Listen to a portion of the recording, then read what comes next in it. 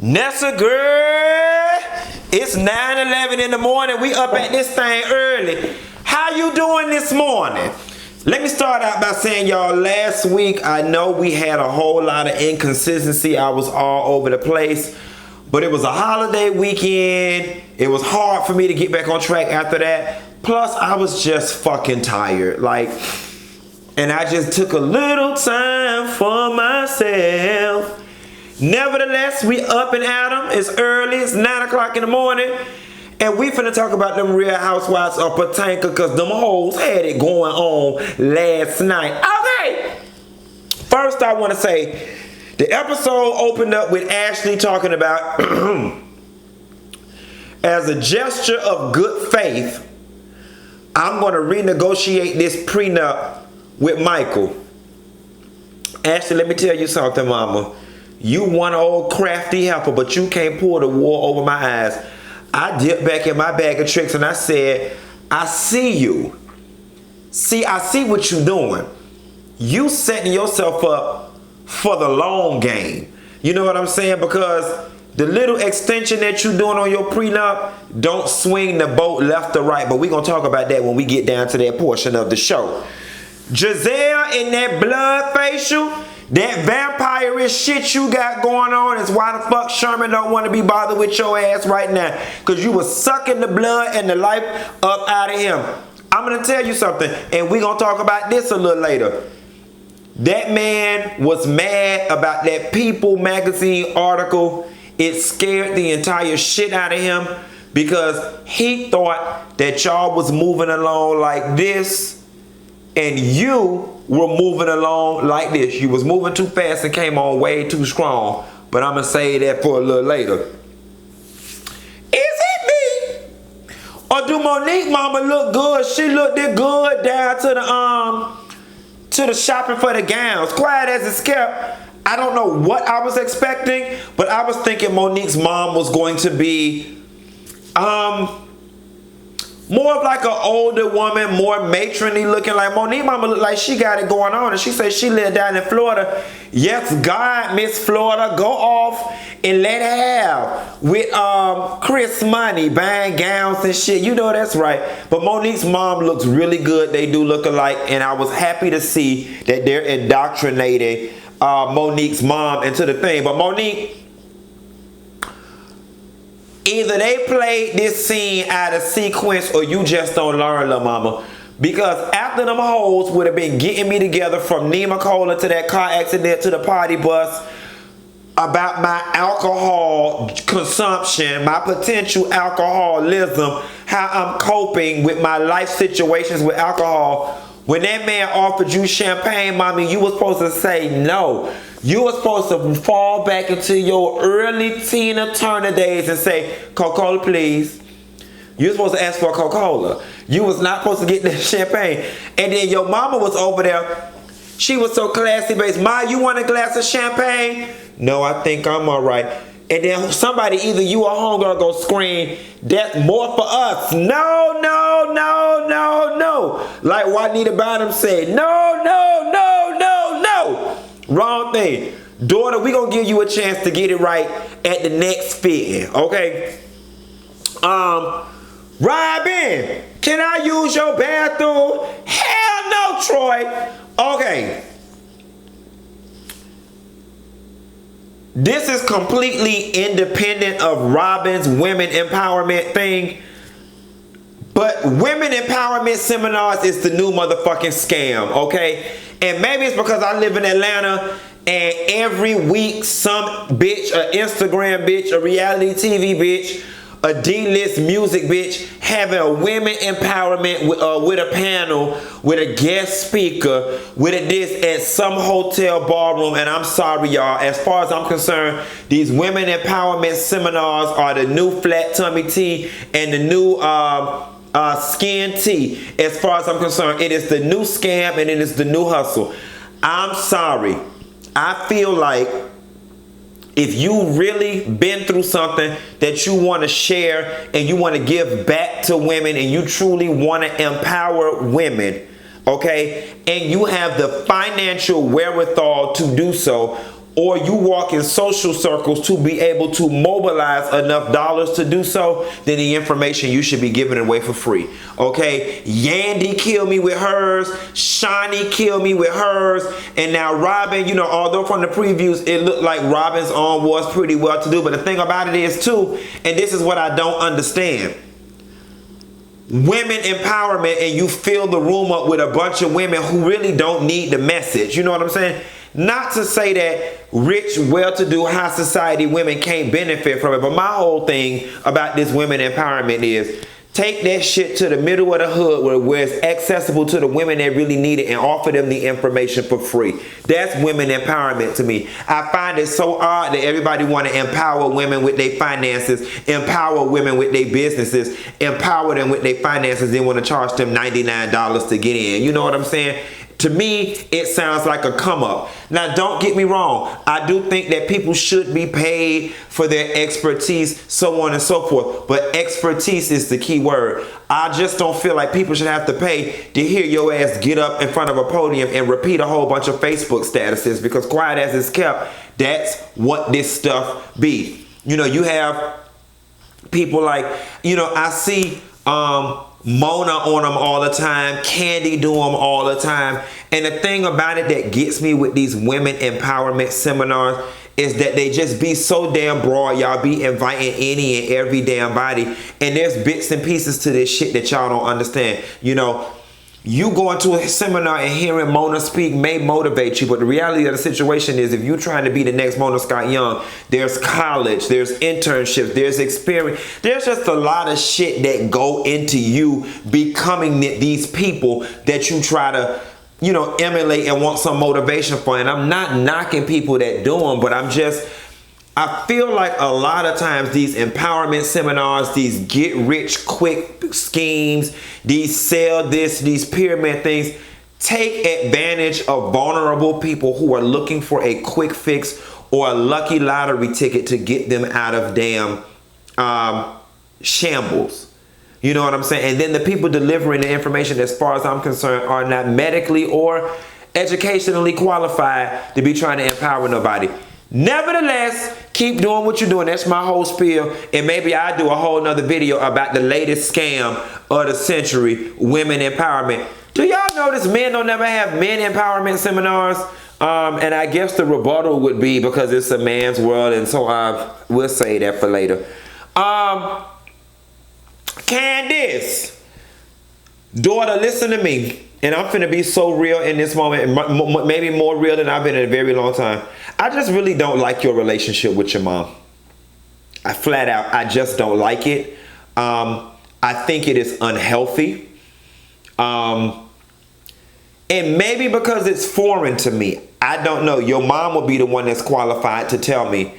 But I just think your relationship with your mother is unhealthy. I find it challenging being an adult who has no problem saying whatever the hell I need to say to my parents and telling them when they need to back the hell off or leave me the hell alone. It irks my nerves to see you sit in front of your mom and can't have basic conversations with her without being scared of her reaction, mincing your words, backpedaling and pussy popping, doubling down. I don't think that that's healthy, and you're an adult. Like, that shit is kind of sick to me. And the fact that your mom is a therapist makes it even more sick to me, because I refuse to believe that your mother would encourage one of her clients to maintain the type of relationship that you and her have. It makes me side-eye your mother. And Candice, here's the thing. I think that your mother, and I said this before, purposely does for you to keep you under her thumb. And what you need to realize, you need to put your big girl panties on, and maybe Chris needs to help you, and you need to stop taking things from your mother if it comes with conditions. Now, if your mom just wants to give you a lump sum trust fund or something like that, an inheritance, fine and well. But it's almost as if, from watching the show, you have to act the way and ultimately make the decisions she wants you to make because she's paying for things. You can't even run your business with the balls of a true boss without worrying about what your mom thinks. And I'm just confused at how you, your husband, or your mom thinks this shit is normal. This is not normal. I would feel more comfortable, and maybe you should too, perhaps enter into a true business relationship with your mom. Don't ask her for an investment. Ask her for a loan. Ask her for a loan, and after X amount of years, then you have to give her the money back and she have no input. But I'm going to tell you something. Your marriage is going to end before it starts if you don't get this situation together. And as far as men are concerned, your mother is the last person who needs to be having any kind of input in your marriage, because she's got that Mama Evelyn thing going on from Braxton Family Values. When it comes to men, she looks bitter as hell. And she looks to me like she clings on to you and your sister because she do not have a life of her own. Because a woman that's getting fucked down on a regular and getting fucked right in the butt right, like the slut type, every day, all night, don't have time to be mingling in her daughter's business to the capacity in which she does. That's gospel mixed with a little bit of Trina. How you doing? Speaking to Candice and Chris with this wedding talk. Chris, I'm going to tell you something. Under no means necessary would I be comfortable with somebody else paying for a wedding for me and my significant other to the magnitude in which this wedding is about to be paid for. I'm not understanding how you and Candice are sitting in a kitchen having a discussion about an $18,000 food budget and you own a whole restaurant. As far as I'm concerned, what better way to pub your business than to serve your food to the people you love, okay? I know it's untraditional and maybe y'all can make something too, or maybe you could debut restaurant number 2's menu at y'all wedding. I'm just saying. And maybe it's because my ass ain't got $18,000 to spend on food alone, another $50,000 on a venue, another $10,000 on the gown. Maybe because I don't have that type of money, I just don't see it. Maybe if I did have that type of money, then $18,000 on food would be like $3,000 on food to me. I don't know. We'll have to wait and see. But just being the practical working class person that I am, I just don't see $100,000, $60,000 on a wedding and y'all still living in a shared house with the mama. You know what I'm saying? Like, it would just seem to me that the more practical approach for the long haul would be to have a smaller wedding, and if mom is willing to kick out so much damn money, have her give y'all $20,000, $30,000 to put into your business for a second location or to expand or something. I'm just not really understanding, and I know some of y'all gonna jump in the comments and be like, rich white people do it for their kids, and why can't the black person do it for their kids? And I totally get all of that. I understand it. And if her mom has it to give freely with no purse strings and no expectations, then by all means, give it up, turn it loose. All right, Karen, you don't want to use Robyn bathroom either. Karen, you backslid the entire fuck up out of that damn obligation with Robyn for her women empowerment seminar that don't nobody want to go to. Karen, what annoys me with you is you talk about queen and grand dame, and Cameron, you definitely are one of those people who believe in being pleasant and polite. But I think the true mark of a queen and somebody who's high ranking in society is to be very clear and decisive and not be ambiguous and give out half-ass confirmations. I just didn't like all of that. Like, that skating around the issue, worried about somebody's feelings. Like, that's honestly, in my opinion, I think what is wrong with America largely right now is that we condition our children and indoctrinate our children into a society where people's feelings trump the truth. Other people's feelings trump your own feelings. Like, people in my life get mad at me all the time because I don't go to birthday dinners and I don't go to various different little functions that people have. And to be honest with you, I have grown to tell people I didn't go because I just don't want to go. Because what I'm not going to do is go sit somewhere for 2 hours that I don't want to be in order to please you.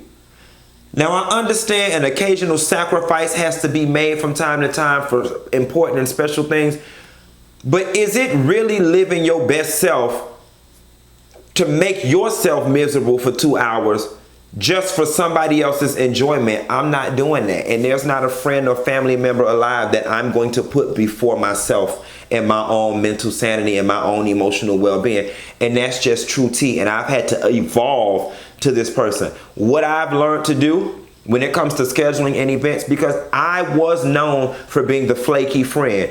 I would say, oh, I'm having a birthday party next week. Oh yeah, I'm coming. I would say it to be nice because that's what I was taught, knowing damn well when I said it that I didn't want to go.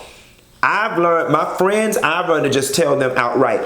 Other people, associates, I just tell them I'm unsure. Go ahead and plan for me not to be there. And if I'm able to make it, it'll be a pleasant surprise. That way they're not expecting me. That way I'm not part of the RSVP situation. That way I'm not throwing off their count. I already told you that I'm not going to be able, I already told you to plan for me not to come. And then on that day, if I come, I'm there. That's just how I roll because I know I'm very wishy-washy in my moods.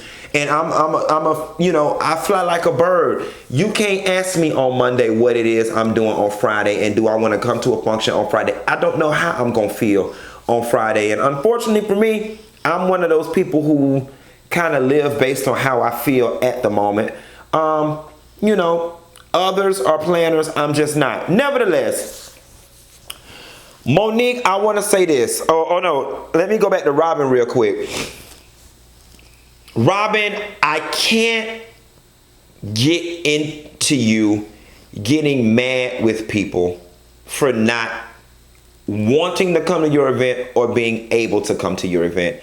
And one of the ladies called it at the table. It feels like you're trying to create a Monique versus Robyn situation. Listen, I don't care what friendship configuration you've been a part of. This shit happens in friendships where two friends in the group have equally important events that happen on the same day. You either try to attend two or you attend one and make a donation to the other or some sort of contribution, and it is what it is. It really does, Robyn, considering the fact that you and Monique are not on the best terms, it really does feel like you're trying to corral everybody to come to yours and strip her of support. Like the overwhelming majority of the group is coming to your event. I don't understand what the problem is. And let me tell you one thing that does not work for me in friendships. When people pull this whole card of what I've done for you and what I've supported for you, or this is the one that really gets me. If you really were my friend, then you would insert whatever. That shit really bothers me because you do not get to dictate what my friendship to you looks like. That's unfair. You know what I'm saying? You don't get to do that. I might not have been able to make it to your event, but I sent 6 other people your way that could be big time donors or that could benefit. You don't get to dictate to me what my friendship looks like to you. You know what I'm saying? And just because my friendship to you doesn't look the way you configured it in your mind and in the sky doesn't mean I'm a friend. On to the main event. Y'all can tell I'm probably going to be on one this week because I've had a very rough week and we got a lot of familiar issues to talk about later on today and this week. The moment we all been waiting for. Sherman dumped Gizelle. We all kind of saw this coming. And I think Gizelle was holding on, but at the end of the day, she saw it coming as well. Gizelle, I don't know too much about the relationship, but based on your history and just the context that I'm gathering from the show, you came on way too strong. It feels like you came into it thinking wedding. And Sherman came into it like, let's just ride and cruise and vibe and, and I'm sorry. You said with Juan, it's been a year and a half. It's been a year and a half. I personally do not think that is enough time, especially considering how complex both of you's current lives are and the baggage that comes along with both of you from your previous lives to now be want to consolidate lives and social security numbers. I do not think a year and a half is enough time. First and foremost, you don't meet a real person until you don't meet a person's real, authentic self until 12 months and 1 day. That whole first year is nothing but fooling around, meeting a representative, getting to know one another. And I'm sorry, at y'all's age, even after a year, you don't know a bitch. You know what I'm saying? Y'all got a lot going on. Like Gizelle, you come with a lot. 3 school-age kids to start. That's a lot for somebody to walk into and want to sign up for. That is a lot. That is scary. And it's one of those things where the man has to develop a relationship with the woman first, then get comfortable wanting to be a stepdaddy to these children. To me, that takes another 2 years of just actively being around to develop a bond before we talk about getting married. Like in a long-term relationship, you don't want to be in a situation where the man loves you but got no connection with your kids, and vice versa. Y'all got a lot. Gizelle, you came on way too strong. Yes, that People magazine article ran that man off because you, as the way it looks to me, came to it looking for marriage, speaking marriage, rushing, wanting it all, because some clock is ticking in your mind. It's not your biological clock because you got kids. Maybe it's your age clock. Maybe it's your security clock. Maybe it's how much money you got left in your account. I'm uncertain. But there's some countdown that you're on. Gotta get a man. Gotta get a husband. Gotta get a husband. And people can smell the desperation on your breath and on your puss. And speaking of the word puss, I skipped over one last thing. Monique, you messy as fuck for revealing to Ashley that man wife said he got caught in the park paying a prostitute for a little puss. Let me tell you something. Everybody man done bought a piece of puss, okay? And you can laugh and say ain't my man, and he can tell you he ain't. All of them don't pay for a little piece of puss, okay? And you out here telling that man business. That was unnecessary. It was non-germane to the story. It had nothing to deal with what was going on. President done told all that man business down to this damn show. That's why the hell the man don't want to be a part of this damn shit. No way. It's too much come with it. Gizelle got the man in the People magazine. Now folks around here talking about People man's paying for puss down to the park. No God, honey. And with that being said, I'm finna get out of here. I'll call you back later on the day, that's a girl. Bah! I gotta go to this park and pay for this puss. Yeah.